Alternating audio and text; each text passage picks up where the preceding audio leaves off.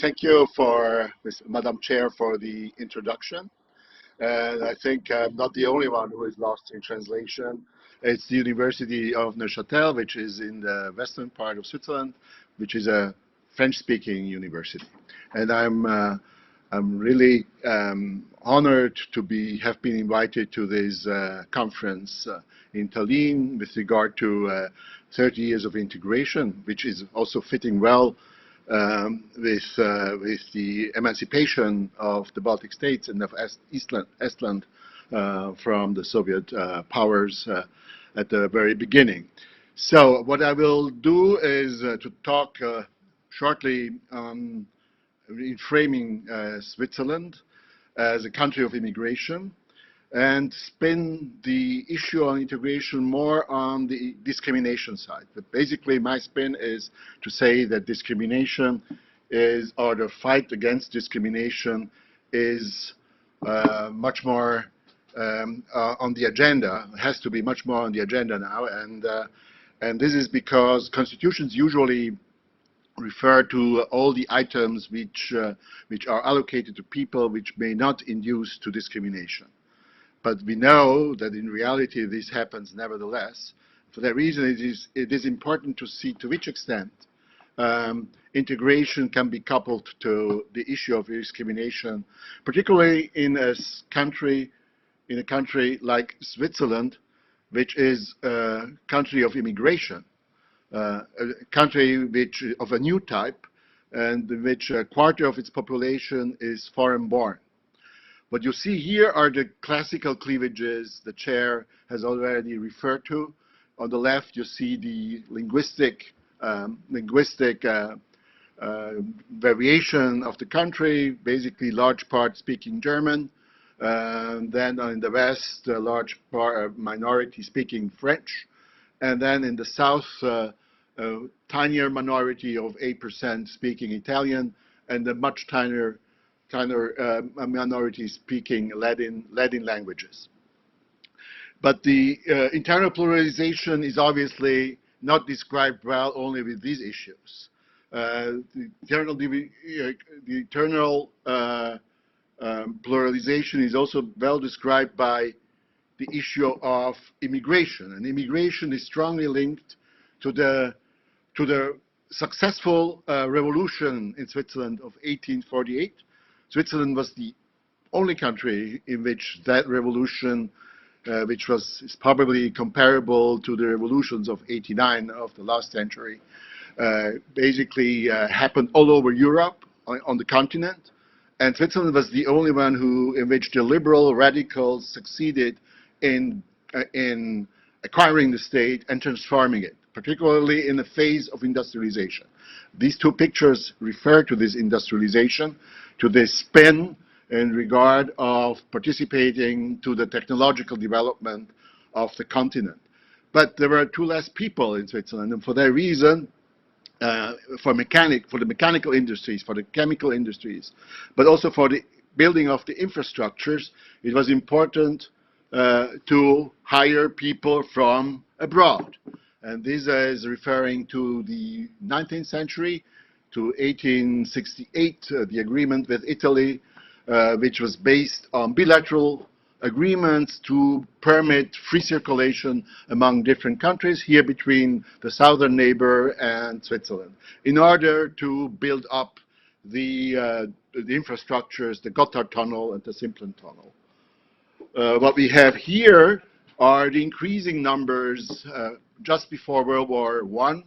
And you see that the numbers increased, as for many industrial societies, which have a shortage in labor force and which are in need of people coming from outside.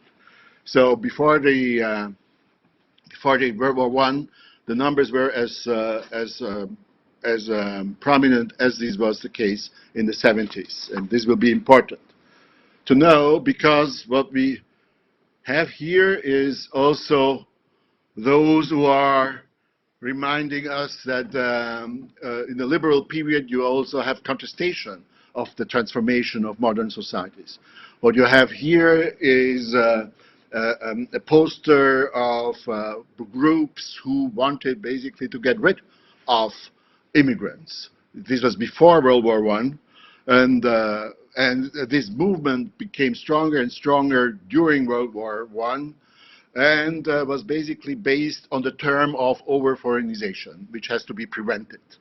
So they created a xenophobic counterculture that challenged not only the presence of immigrants, but all the transformations the country was going through. So what we see here is that basically with declining numbers after the war, for 1914, 1918, although the numbers were declining, the xenophobic movements were strengthened and gained in weight, in political weight. This was also the moment in which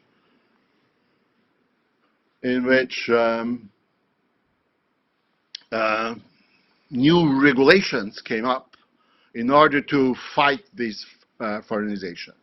So the foreigners police in 1917, but also a new law on the residence of immigrants in Switzerland, which basically stratified different classes of immigration and of immigrants in the country, was installed in the years between the two wars, and have been effective until the bilateral agreements with the European Union.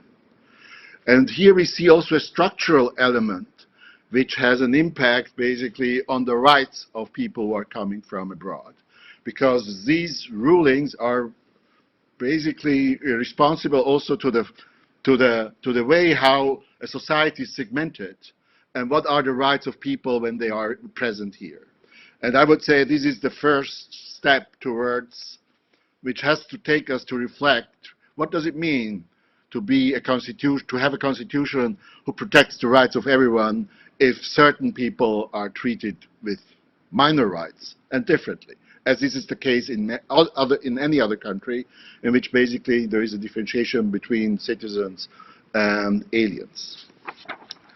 But to continue my story, obviously World War II finished, and there was a new need for the takeoff after the war.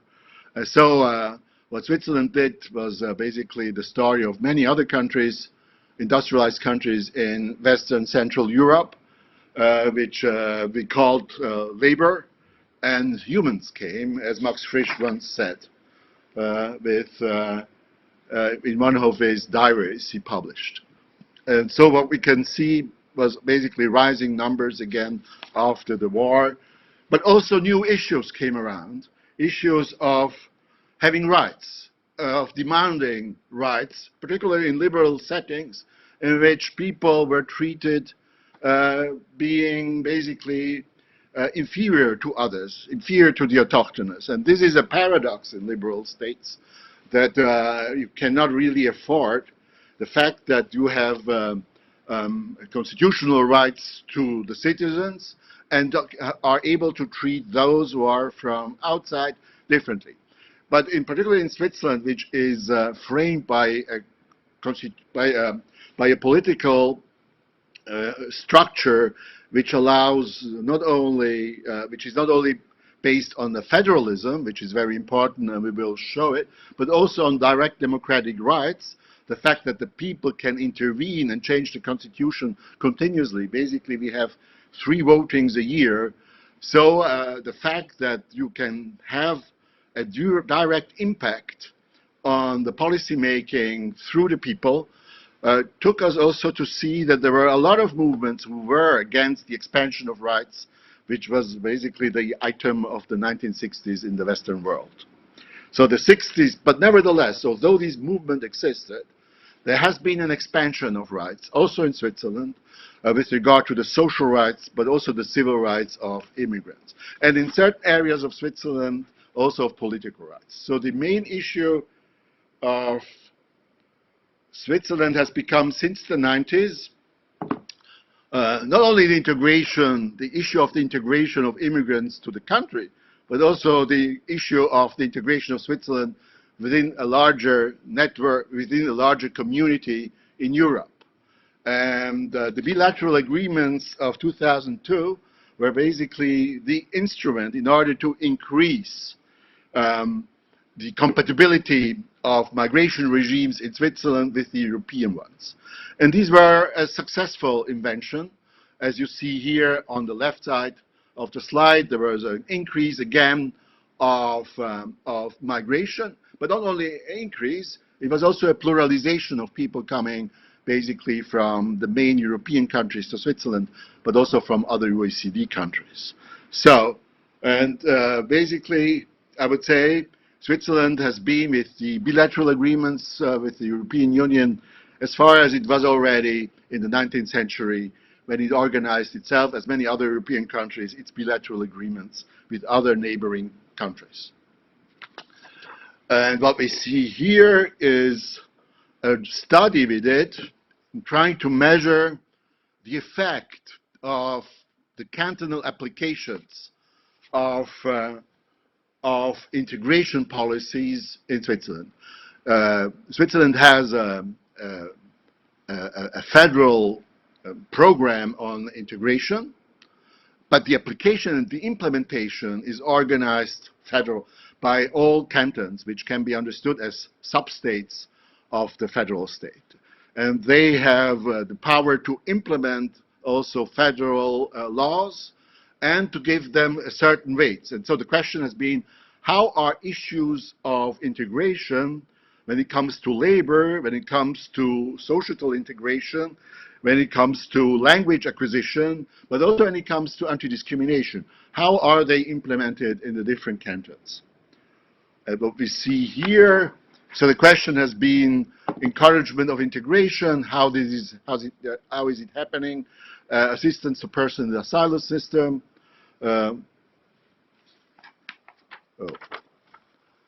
So basically, no, sorry. This, what I said before, we know that there are cantonal variations in migration policy, and that basically the legal frame has become more and more important, and the question has been so far to understand what has been the cantonal margin of maneuvering in order to go ahead with integration policies. And what we wanted to see in particular is the encouragement of integration within the cantons, their assistance to the asylum seekers, the admission policies, but also the ordinary naturalization procedures in the country, in order to understand also the protection from discrimination. And what we know from previous research is that there is a cleavage in Switzerland. And we thought this cleavage is basically regional. To a large extent, those areas which are red are much more liberal towards the presence of immigrants in the country. Those who are tending towards white are much more restrictive and conservative when it comes to migration. This is more or less a political mapping of Switzerland. But we wanted to go deeper in it and try to understand the empirics of the cantonal practices when it comes to asylum seeker, when it comes also to language tests, to the residence requirements for naturalization, when it comes to existence of integration commissions, but also commissions which are referring to the issue of discrimination, and when it comes also to required language levels for those who want to seek permanent residency. And what we found out is the following, and this is basically what I would like to finish my presentation. Obviously, we have a variation, and what we see here on the 4 major items, how the cantons are varying according to the different policies with regard to naturalization procedures, the acquisition of citizenship, but also with regard to asylum. Some are very strict. Some have a certain amount of margin of maneuver in order to support. When it comes also to admission policies, some are open and let people much more easier come in, and others not. So the question is, what are the reasons? What are the reasons for these changes? Is this really based on the linguistic area? So basically, is the culture depending? Is it depending on the culture? And we made a regression analysis in order to understand. And this was quite an interesting outcome we received.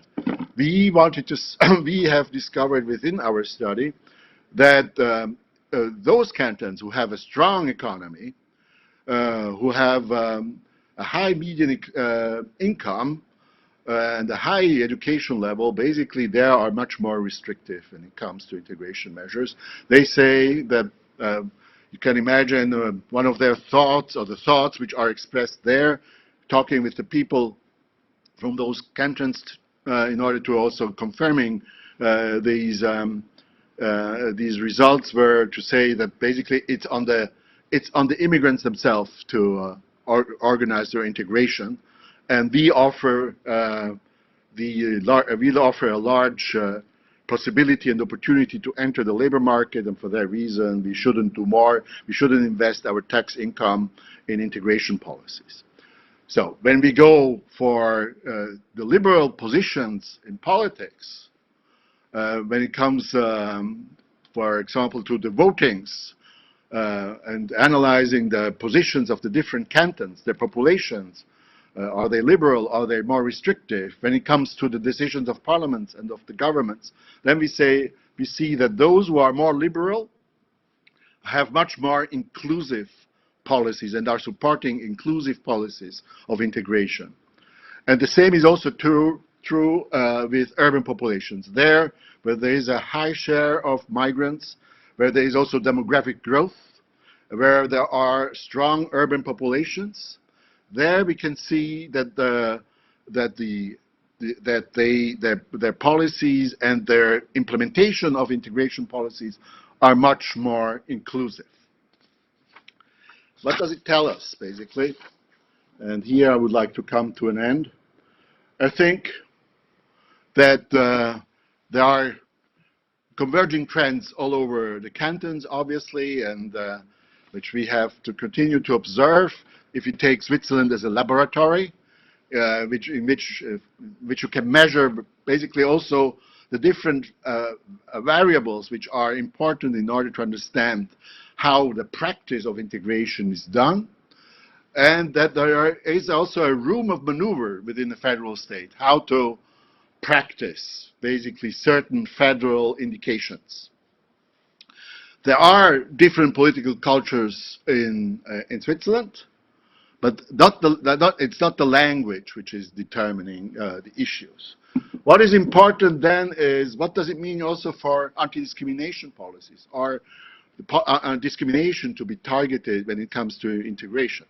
And I think what we see here is that the differentiation of anti-discriminatory policies is following the link of the integration policies. And the question is, what can a state do when it comes to the issue of fighting discrimination? Obviously, you can invest your resources in sensibilization campaigns. You can invest your resources in supporting immigrants who have been attacked. You can also support legal advice. But on the other hand, there are issues which are much more difficult to change. This is, for instance, the composition also of the administration. To which extent is it diverse? To which extent has it also an affinity to diversity? To which extent is an administration also able to invest in fighting legally against forms of unequal treatment? And I think there are many more issues.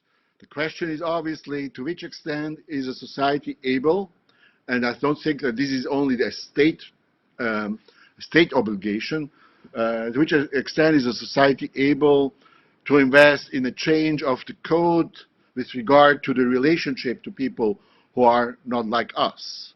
The question is, who is here the us, since diversification of lifestyles have increased everywhere in Europe. So I would like to finish here, give the floor back to the chair, and I'm looking forward to the discussion with all of you. Thank you.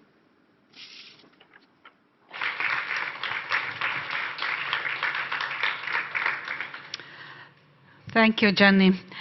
I have a question maybe it's personal. Have you ever been discriminated yourself? Yeah, sure. uh, you know, I have an immigration background myself. My parents coming from Italy to Switzerland, and the first discrimination issue was at school when the teacher told me, because I wanted to go to a gymnasium, to a high school, in order to follow my educational advancement. And he said, you know, you are son of immigrants. Um, it will become hard for you to follow these traps. Uh, Go more for that sort of education. It's much more fitting for you. So here we have not only discrimination on the background, we have also discrimination on social class. And this is obviously addressing not only immigrants, it's also addressing people within all the society, because the perception of people who are gatekeepers is important. So if they think that you are not deserving to enter that room, then you have a problem. And it's not only structural in this sense, it's a mix of structural reasons, but also personal attitudes. Thank you. I was wondering how much the researcher's own background influences the research he does. Because you mentioned the composition of administrations. Yes. Would these officials really make some decisions based on their own, for example, ethnic background, or can they actually be just neutral and open to every citizen? Okay, this is a very tricky question. Usually, if you are in administration, you should adhere to the law and to the regulations. But you know, there is for every law and every regulation margin of assessment. You can, with the same law, you can be very restrictive, or you can be the inverse. For that reason, it's depending how you judge a situation and how you perceive also the evolution of a certain person if you are giving rights, or if you are giving any sort of resource or provision. And for that reason, I think if you understand, you know, if you are taking people with such a background, you can have both outcomes. You can say, okay, I understand the situation. I can think and be empathically with the person. For that reason, I could go in this direction. But you can also say, oh, you know, for me, it was also hard. I did it. For that reason, I mean, we shouldn't be laxer with the situation of immigrants.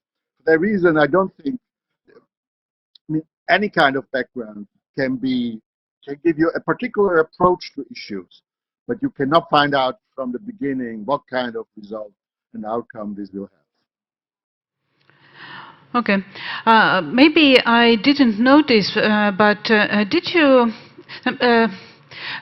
Uh, are there any arguments for different cantons, like using similar tools and like acting more similarly between each, or is Yes, it okay?